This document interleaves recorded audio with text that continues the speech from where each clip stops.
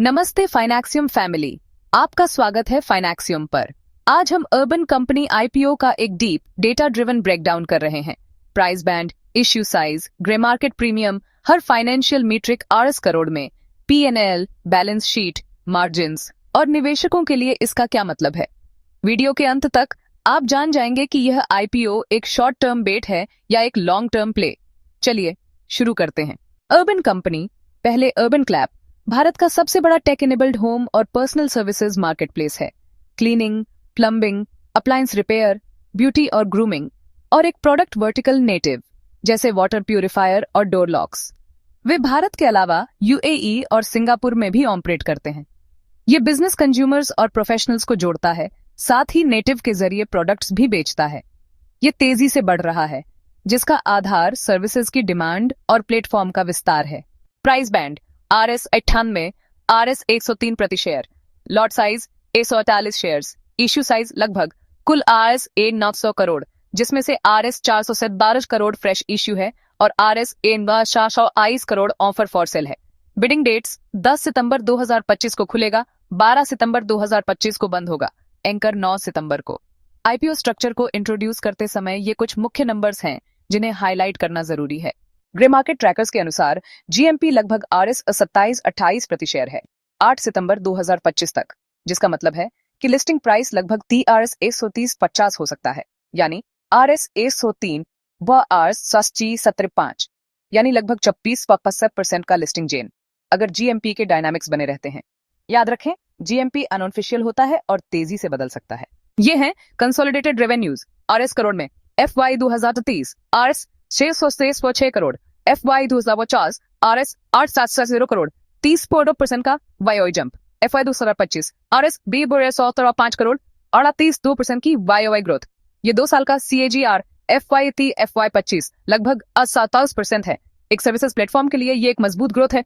FY 2025 के लिए मुख्य matrix consolidated PBT, profit before tax, RS 28,563 crore, PBT margin 2.9%, adjusted EBITDA RS 12,51 crore, margin revenue का 8%, PAT, profit after tax RS 243,705 crore, लेकिन यह आंकड़ा RS 200 करोड़ के डेफर्ड टैक्स क्रेडिट से बहुत ज्यादा प्रभावित है, जो इसे ऊपर की ओर ले जाता है। इसलिए ऑपरेशनल परफॉर्मेंस के लिए PBT और एडजस्टेड EBITDA पर भरोसा करें, PAT की हेडलाइन पर नहीं।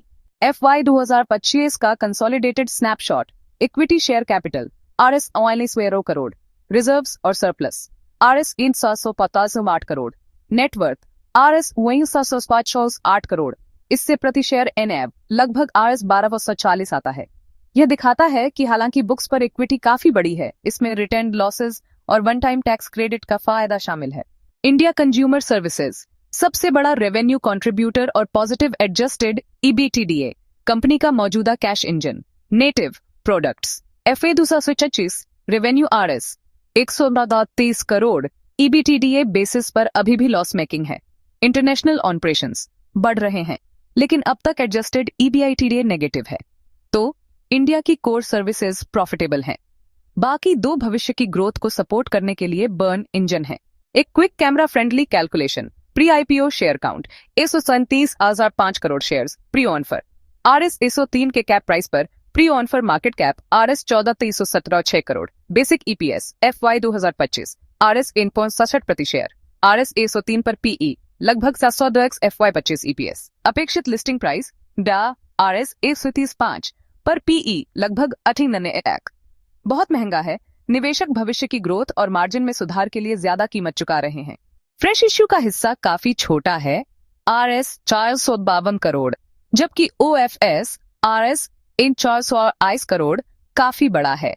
ये बताता है कि मौजूदा शेयर होल्डर्स एक बड़ा हिस्सा बेचकर निकल रहे हैं और कंपनी में मामूली कैपिटल ही आ रहा है, जो इनसाइडर कमिटमेंट के नजरिए से एक जरूरी बात है। आपके दर्शकों के लिए कुछ रेड फ्लैग्स, पतले ऑपरेटिंग मार्जिन और पुराने लॉसेस, प्रॉफिटेबिलिटी नाजुक है, हाई वैल्यूएशन, 68x की अर्निंग्स पर पैसा लगाना मतलब भविष्य में ग्रोथ देनी ही होगी। Competitive landscape, local online players और दूसरे ऑनलाइन प्लेयर्स दोनों ही इन सर्विसेज को आक्रामक रूप से टारगेट कर रहे हैं। एग्जीक्यूशन की चुनौतियां, क्वालिटी बनाए रखना, शहरों में सर्विस प्रोफेशनल्स को ऑनबोर्ड और मैनेज करना।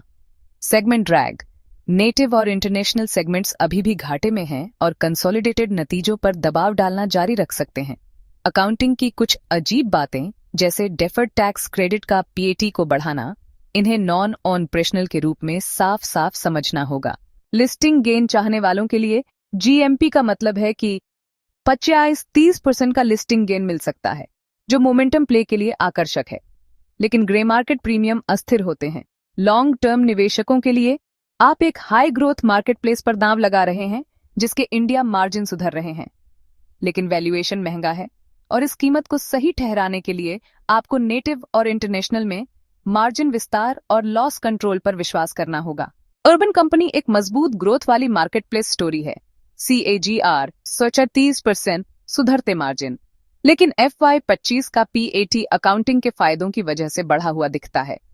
कंसोलिडेटेड मार्जिन पतला है और RS 103 RS 130 पर वैल्यूएशन महंगा है।